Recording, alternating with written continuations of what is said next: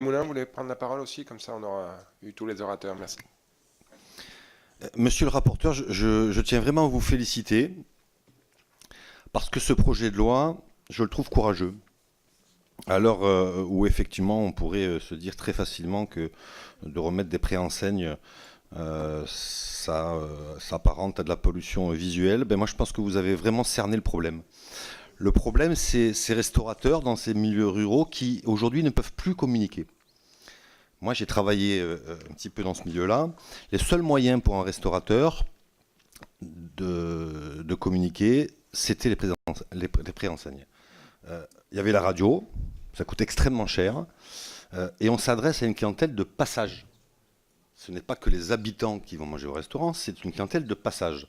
Et je pense qu'il y a une confusion. J'ai écouté ma collègue juste avant. Dans une boulangerie, on a un autre problème. C'est pas du tout la même clientèle. La boulangerie, on va chercher son pain, en général, c'est régulier. Là, on est en train de parler. Je finis. Là, on est en train simplement de parler d'une valeur ajoutée, de recettes supplémentaires liées à du passage. Et c'est pour ça que c'est très bien vu, c'est que ça concerne effectivement les restaurateurs.